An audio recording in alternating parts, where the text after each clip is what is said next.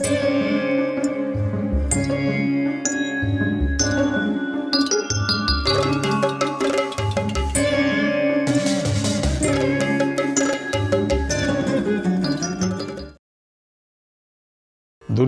మిమ్మల్ని నగరం నుంచి వెళ్ళగొట్టడం, వారణాత నగరంలో ఇల్లు కాలిపోవటం, విదురుడి వల్ల మీరు రక్షించబడడం వంటి ఈ విషయాలన్నిటినీ నా జ్ఞాననేత్రంలో చూసి తెలుసుకున్నాను. అన్నీ చెప్పేసింది కథ అంతా పూర్తి.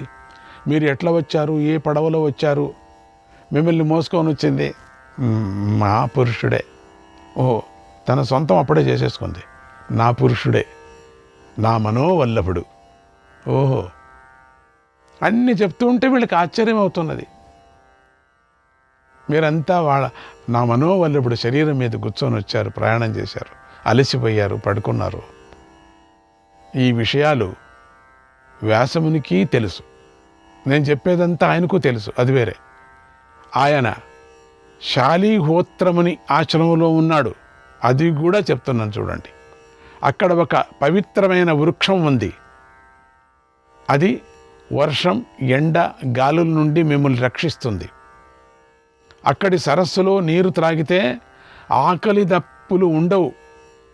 ఈ వంట చేసుకోవాల్సిన పని లేదు అత్తమ్మ. ఓహో, ఇటువంటి కోడలు ఉంటే ఇంకే మాయా కోడలు. అందరికీ ఇట్లా అత్తమ్మలకు మాయా కోడలు ఒక్కొక్క కోడలు ఇచ్చేస్తే హాయిగా ఉండొచ్చు, లక్షణంగా భోంచేసుకొని మహాభారతం వింటూ ఉండొచ్చు సోఫా మీద కూర్చొని ప్రతి ఒక్కరు. అమ్మో, ఎటువంటి కోడలు ఉంటే బాగుండు. వద్దులేండి, ఎందుకులేండి. శాలిహోత్రముని తన తపశ్శక్తితో ఈ సరస్సును, వృక్షాన్ని నిర్మించాడు. ఆయన ఆశ్రమంలో బూడిద రంగులో ఉన్నటువంటి హంసలు ఉన్నాయి, బెగ్గురు పక్షులు, సాధారణ హంసలు ఉన్నాయి, గొర్రెల జంటలు ఉన్నాయి, జలపక్షులు తీయని గంధర్వ గానం చేస్తూ ఉంటాయి అన్నది హిడంబి. ఆ వివరణ అంతా చెప్పేసింది, అక్కడ ఉండేదంతా ఒక సినిమాలాగా చెప్పింది. ఆ మాటలు విని కుంతి ధర్మరాజుతో ఇలా అంది, నాయనా, నువ్వు ధర్మాత్ముడు కదా, నేను చెప్పేది శ్రద్ధగా విను. ఈమె రాక్షస స్త్రీయే అయినా ధర్మాన్ని చక్కగా చెప్తుందని అప్పటి నుంచి. ఒకవేళ ఈమె భావంలో ఏదైనా దోషం ఉంటే ఈమె భీముణ్ణి ఏమీ చేయలేదు కదా. నువ్వు కనుక ఒప్పుకుంటే ఈమె భీముణ్ణి పతిగా చేసుకొని సంతానాన్ని కంటుంది, అంతే. దానికి కావలసిన సంతానం. నువ్వు ఒప్పుకోవయ్యా నాయన అంది. ఎందుకంటే ఆయనే కదా పెద్ద ఆయన, ఇప్పుడు ఆయన ఒప్పుకోవాలి కదా. ఆయన ఏదో మాట్లాడటం లేదు, అన్నీ వింటున్నాడు అంతే. ఏదో జపమాల పెట్టుకొని జపం చేస్తున్నాడు, నమశివాయ అంటున్నాడు, శ్రీకృష్ణ పరమాత్మనే అంటున్నాడు, ఎవరికేమో ఓ పరబ్రహ్మనే అంటున్నాడు, ఓం అంటున్నాడు, ఏమీ తెలియదు. మామూలుగా కళ్ళు మూసుకొని ఏమంతా వింటున్నాడు, మరి చేసుకుంటున్నాడు. ధర్మరాజు మెల్లగా మాలను మెడకి వేసుకొని సగం కన్నులో ఉండినటువంటి పూర్తి కన్ను విప్పి హిడంబని చూశాడు.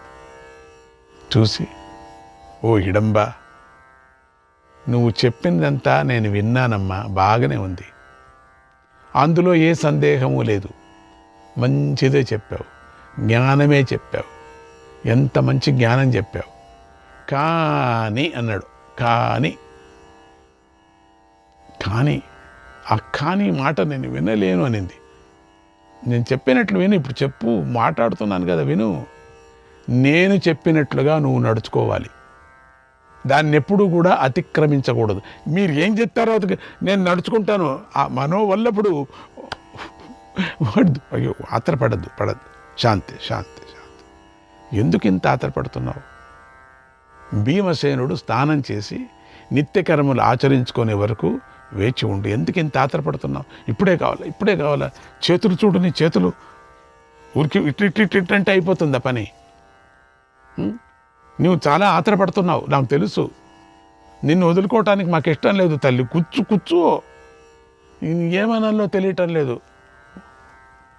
ఓ కుంతి కోడలా కూర్చో, కుంతి కోడల, చాలా సంతోషం. తర్వాత అతన్ని సేవించి వస్తున్నాడు కదా, అతన్ని సేవించంటే నమస్కారం చేయి. ఒక్కటి కానీ సూర్యాస్తమయం జరిగే లోపలే భీముణ్ణి మా వద్దకు పంపించాలి. ఇది ఒక కండిషన్. పగలంతా భీముడితో స్వేచ్ఛగా విహరించు, మనోవేగంతో సంచరించు. నీకెట్లా మనోవేగం ఉంది అన్నావు కదా. కానీ చీకటి పడేసరికి మాత్రం ఇక్కడ భీముణ్ణి విడుస్తూ ఉండాలి. మేము ఇక్కడ ఉండేంత వరకు జాగ్రత్త. సూర్యోదయం అవుతూనే తీసుకుపో, ఎవరొద్దన్నారు. మేము ఇక్కడ ఉండేంతవరకు చెప్పాను. మళ్ళీ మేము ఇక్కడ ఖాళీ చేసి వెళతాం. మా కష్టమో మాకేదో తాపత్రయం వచ్చింది, ఇప్పుడు పట్టుకుంది మాకు. మేము మళ్ళీ ఇక్కడి నుంచి లేయాల. లేచినప్పటికీ నువ్వు అక్కడికి రాకూడదు ఎంట. అంతట్లోపల నీది ఏం చేయించుకుంటావో, నీ పెళ్లి చేసుకుంటావో, వాడితో విహరిస్తావో, ఏం చేసుకుంటావో చేసుకో పో. ఇది షరత్. భీముణ్ణి ఎల్లవేళలా రక్షిస్తూ ఉండాలి. జాగ్రత్త. సంధ్యాకాలానికి ముందే ఇతడిని విడిచిపెట్టాలి. ఇలా నువ్వు గర్భం ధరించే అంతవరకు మాత్రం విహరించవచ్చు. నువ్వు అప్పటి నుంచి అంటున్నావు కదా, పిల్లగనాలా అంటున్నావు ఇండైరెక్ట్గా. మోహం అంటే అదే కదా, కామము మోహం అంటే అదే. పిల్ల అంటున్నావు. అసలు పెళ్ళే ఇంకా నిశ్చయం కాలేదు, పిల్ల అంటున్నావు. పోనీలే, కనేంతవరకు మాత్రమే. కనిన తర్వాత ఇక నీకు భీముడు మేము వెళ్ళిపోతున్నాం. ఇదే నువ్వు పాటించవలసిన నియమం. భీముణ్ణి జాగ్రత్తగా సేవించు. దీనికి నువ్వు ఒప్పుకుంటే నేను సిద్ధం, లేకపోతే నేను ఒప్పుకోను. అతడి మనస్సుకు అనుకూలంగా ప్రవర్తించు, అతడికి మేలు చేయటానికి ప్రయత్నించు. ఏమి మేలు కావాలనో, ఏది కావాలనో అది చేయి నువ్వు అన్నాడు. హిడంబ ఆ నియమాన్ని అంగీకరించింది. కుంతీదేవి హిడంబను కౌగలించుకుంది. అబ్బా, ఆ కౌగిలించుకోవటము ఎన్నో రోజులైపోయింది హిడంబికి. అటువంటి కౌగిలించుకొని ఎవరూ కౌగిలించుకోలేదు. పరిగెత్తిపోయేవాళ్ళు కానీ చూస్తే కౌగిలించుకుంటే ఎవరు. కుంతీదేవి ధర్మరాజు ముందు నడువుగా మెల్లగా, తర్వాత నకుల సహదేవులు నడిచారు. అక్కడ మధ్యలో ఆపి ఇదంతా జరుగుతున్నది. తర్వాత భీముడు, తర్వాత హిడంబ. కొనాలో ఉంది ఆవిడ అంగరక్షక మంత్రిగా. ఆ తర్వాత అర్జునుడు కూడా, మళ్ళీ అర్జునుడు వేరే ఉన్నాడు, అర్జునుడు కూడా నడిచాడు. అందరూ శాలిహోత్రం అనే ఆవిడ చెప్పినట్టుగా శాలిహోత్రం అనే ఆశ్రమానికి చేరారు. అక్కడ గల సరస్సు వద్దకు చేరుకున్నారు. అక్కడ హిడంబ నేను నియమాన్ని పాటిస్తాను అని ప్రతిజ్ఞ చేసింది. అంటే అక్కడ ప్రతిజ్ఞ చేసింది ఆ సరస్సు దగ్గర. మీరు ఏ నియమం చెప్పారో అది పాటిస్తాను నేను. అందరికీ అంగీకారమా? అందరూ సంతోషించారు. తర్వాత హిడంబ ఆ చెట్టు కింద ఊడ్చి శుభ్రం చేసింది. పాండవులు నివసించటానికి ఆకులతో చక్కని పర్ణశాలను కూడా నిర్మించింది. క్షణంలో నిర్మించింది. తాను కుంతీదేవి కలిసి ఉండటానికై మరొక పర్ణశాలను కూడా నిర్మించింది.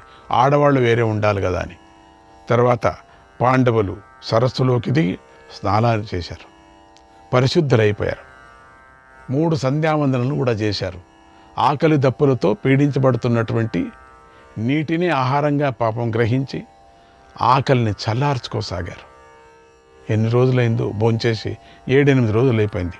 ఇంతలో శాలిహోత్రమని పాండవులు తన ఆశ్రమానికి వచ్చారని గ్రహించి, వారు ఆకలితో పీడించబడుతున్నారు అని చెప్పేసి తెలుసుకున్నాడు దివ్య దృష్టితో. మంచి భోజనాన్ని, వివిధ పానీయాలను దివ్యశక్తితో రప్పించి వారికి మంచి భోజనం పెట్టాడు. వాళ్ళకంత శక్తి ఉంది, పోయి అక్కర్లేదు. తర్వాత పాండవులు కుంతీదేవి విశ్రమించారు. జరిగిన విషయాల గురించి, ఇంకా అనేక విషయాల గురించి మాట్లాడుకున్నారు శాలివాహన మహర్షితో. తర్వాత కుంతీదేవి భీముడితో ఇలా అంది, పుత్ర, నీకు పాండురాజు ఎలా గౌరవించదగినవాడో ధర్మరాజు ఆలే గౌరవించదగినవాడు తెలుసా? తల్లినైనా నేను నీకింకా పూజ్యురాలను. పాండురాజు మేలు కోసం నేను చెప్పినట్లుగా చెయ్యి. పాపాత్ముడు, దుర్బుద్ధి గలవాడైనటువంటి దుర్యోధనుడు మనల్నంతా అవమానించాడు కదా, అతడికి ప్రతీకారం ఎలా చేయాలో నాకు అర్థం కావటం లేదు. అయితే అతి కొద్ది కాలంలోనే మనకు యోగక్షేమాలు కలుగుతాయని తెలుస్తుంది. కనుక ఇక్కడ నివసించటం మనకు క్షేమం. ఇతరులకు ఈ స్థలం తెలుసుకోవటం ఎంతో కష్టం. నా కోడలమ్మ చెప్పింది. ఎవరు? భీముడికి ఆశ్చర్యం ఇంకా. అందుకని ఇక్కడ చెప్పింది, ఈ స్థలం తెలుసుకోవటం ఎంతో కష్టం. విను విను విను, కంటికి కనిపించదు, జాగ్రత్త. కనుక మనం ఇక్కడే సుఖంగా ఉందాం. ఈనాడు మనకొక ధర్మ సంఘటన వచ్చింది. నిన్ను చూడటంతోనే ఈ హిడింబి కామ ప్రేరితురాలైపోయింది. నీ యందు అనురాగంతో ఉంది. దాని కారణంగా నేను అట్లన్నా కూడలమ్మా, అంత ఇంకేం లేదు అని బాధపడుతోంది. ధర్మ ప్రకారంగా నన్ను ధర్మరాజు కూడా ప్రార్థించింది. నిన్ను పెండి చేసుకుంటానని చెప్పిందయ్యా. ఇదంతా ధర్మబద్ధంగానే ఉందయ్యా, ధర్మబద్ధంగానే చెప్పిందయ్యా. ఓహో, నూరి పోసింది అప్పుడే. కనుక నువ్వు ధర్మం కోసం ఈమెను పెండ్లాడాలి, పుత్రుణ్ణి ప్రసాదించాలి.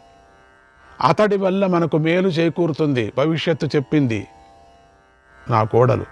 మాటిమాటికి అమ్మ నువ్వు కోడలు అంటా, ఊరికే ఉండు కాసేపు. ఎట్లా పెండి చేసుకుంటావు, నన్ను ఎందుకు కోప్పడతావు, ఉండు. ఈ విషయంలో ఇక నువ్వేమి చెప్పినా నేను వినను, అంతే. తీర్మానం అయిపోయింది, చేసేసుకుని తల్లి. నువ్వు చేసేసుకోవాల్సిందే. ఇక నాకు నచ్చింది, ఇటువంటి పిల్లని నేను చూడలేదు. ఎంత ధర్మబద్ధంగా మాట్లాడింది. అదిగాక దివ్య దృష్టి వేరే ఉంది దానికి. ఆ పుట్టబోయేటువంటి పిల్లవాడి నుంచి మనకు మంచిదట. దీని గురించి వాదించవద్దు. నువ్వు ఇంకేం మాట్లాడటానికి వీల్లేదు. ఏమీ మాట్లాడక నా మాట ప్రకారం చెయ్యి. నేను ధర్మరాజు ఎలా చెప్తే అలా చెయ్యి అంది. శాసనంలాగా భీముడు తల్లి మాటను అంగీకరించాడు. ఎప్పుడూ తల్లి మాటను తీయలేదు, మరు మాట్లాడలేదు. మనసులో అనుకున్నాడు, నేను స్నానం చేసి వచ్చే లోపల ఇది ఏం చేసింది మాయాడి, అబ్బో ఓహో, మా అమ్మను తిప్పిపారేసిందే. మామూలుగా మా అమ్మ ఒప్పుకోదు, పెద్దవాడి పెండ్లైన తర్వాత కదా నా పెండి అనుకుంటే మాటికి అనేది కదా. ఇప్పుడు ఏంటి సడన్గా మారిపోయింది. కానీ ఏం చేస్తావు, తల్లి ఆజ్ఞ. అప్పుడు తర్వాత హిడంబితో ఉంటుంది, ఓ రాక్షసి, నా ప్రతిజ్ఞ నియమాన్ని చెబుతున్నాను వినో, దాన్ని శ్రద్ధగాను నిష్టగాను పాటించు. నీకు కొడుకు పుట్టే వరకు మాత్రమే నీతో కలిసి ఉంటాను.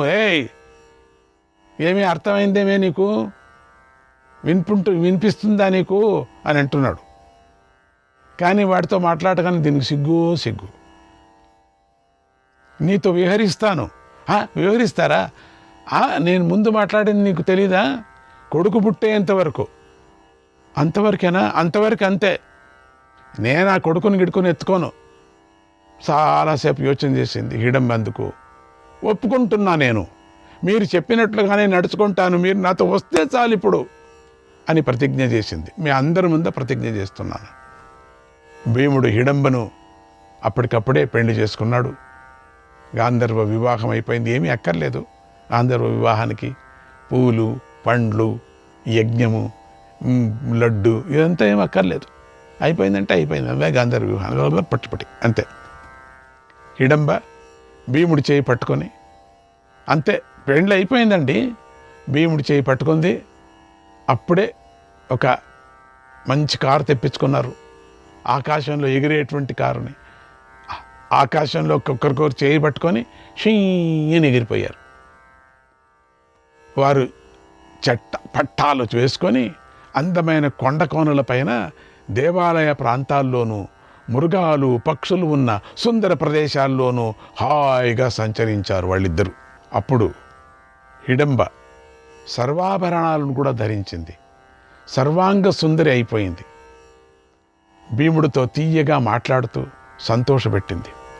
అసలు అంత సుందరమైనటువంటి కన్యనే లేదు, అంతగా ఉందట. అందమైన ప్రదేశాల్లో వాళ్ళంతా సంచరించారు.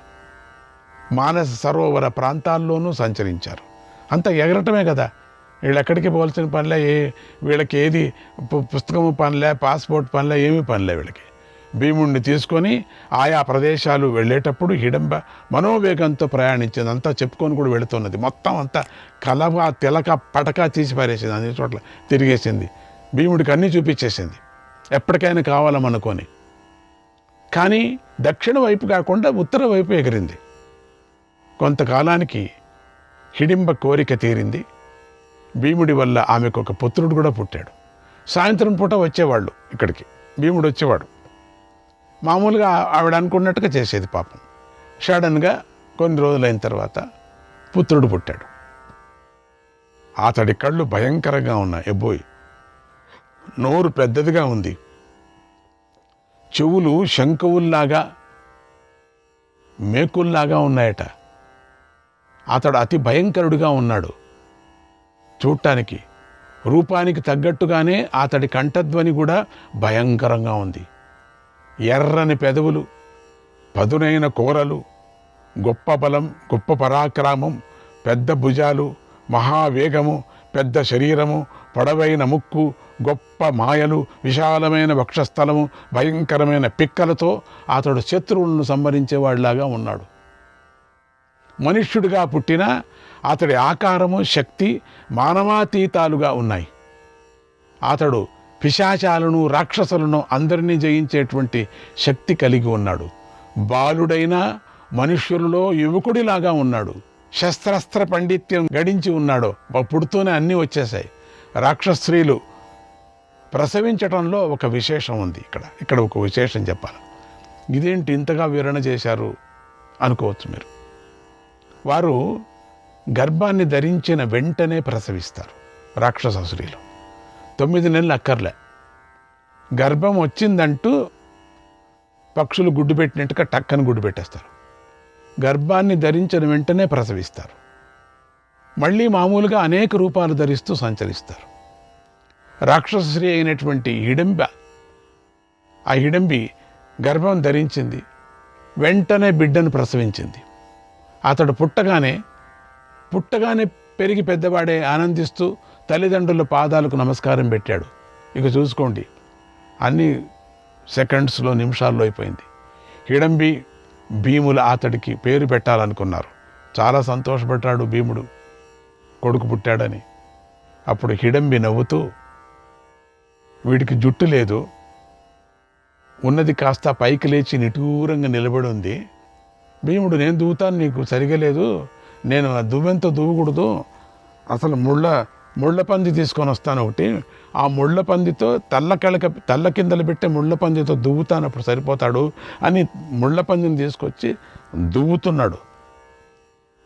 ముళ్ళపందినే, ఆ ముళ్ళ పందికి ఉండినటువంటి ముళ్ళు ఉన్నాయి కదే, అవే సొట్టపోయాయి, కానీ వీడిది మాత్రం అట్లే ఉంది. అంతా బాగున్నాడు, కానీ ఇది ఏంటి, ఈ జుట్టు మాత్రం పైకుంది. అలా అనటంతోనే ఆ బాలుడికి ఒక పని చేస్తాం, ఇది ఏదో విచిత్రంగా ఉంది, ఘటోత్కచుడు అని పేరు వచ్చింది. ఘటోత్కచుడు అని చాలాసేపు ఘటోత్కచుడు అర్థం ఏమిటి అని చాలా అనుకుంటే ఇప్పుడు అర్థమైంది. ఘటోత్కచుడు అంటే పాండవులకు నమస్కారం చేశాడు, వారి అభిమానాలంతా సంపాదించుకున్నాడు ఘటోత్కచుడు. అప్పుడే వారికి ప్రీతిపాత్రుడయ్యాడు, వారి ఆజ్ఞలను పాలించాడు. తర్వాత హిడంబి పాండవులతో నియమ ప్రకారంగా నేను భీముల వారితో కలిసి ఉండే సమయం పూర్తి అయిపోయింది అమ్మా, మీరు చెప్పింది నేను నెరవేర్చాను, కనుక మీరు ఎప్పుడు స్మరించినా నేను వస్తాను అని ప్రతిజ్ఞ చేసి తనకిష్టమైన చోటుకి వెళ్ళిపోయింది.